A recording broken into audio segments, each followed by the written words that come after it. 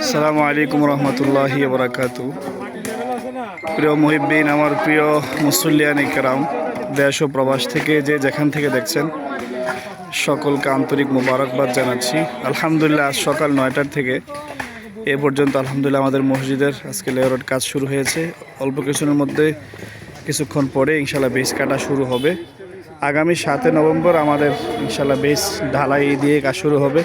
উপস্থিত আছেন সমাজ প্রতিনিধি, আরও মুরব্বিয়ানে কারাম, আমাদের ইঞ্জিনিয়ার মাসুদ ভাই, এখানে উপস্থিত আছেন আমাদের যে রাজু ভাই, আমাদের সমাজের যুবক শ্রেণী, মুরব্বী শ্রেণী। আলহামদুলিল্লাহ সকলে কাজ করে যাচ্ছেন, সকলে আলহামদুলিল্লাহ সাথে কাজ করে যাচ্ছেন আলহামদুলিল্লাহ। তো সকলে ইনশাল্লাহ এই মসজিদের ব্যাপারে যে ফিকিরে যে বিষয়টা, বারবার একই কথা যদি সবাইকে বলতেছি, আসলে সবাইকে উদ্বুদ্ধ করা, মসজিদের ব্যাপারে সবাই আগে আসা।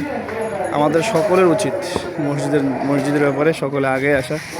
যেন সকলকে বলবো, প্রত্যেকে দেশে প্রবাসে যারা যে যেখানে আছেন সকলে ইনশাআল্লাহ এই কালেকশান চলমান রাখবেন।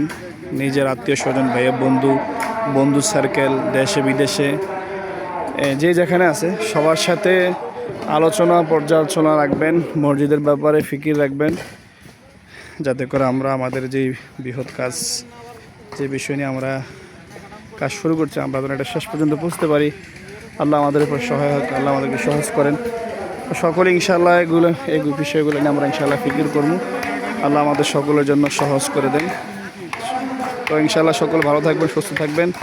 শেষ কথা হলো 7 নভেম্বর আমাদের মসজিদ উদ্বোধনী বেস ঢালাই কাজ শুরু করবেন মাওলানা শেখুল হাদিস আল্লামা নুরুল হক সাহেবের মধ্য দিয়ে, দোয়া মুনাজাতের মধ্য দিয়ে বেলা 2টার দিকে ইনশাআল্লাহ শুরু হবে। তো ইনশাআল্লাহ আপনারা সকলে 7 নভেম্বরের ব্যাপারে দাওয়াতের ব্যাপারে ফিকির করবেন, মসজিদের ব্যাপারে ফিকির করবেন, কালেকশনের ব্যাপারে ফিকির করবেন।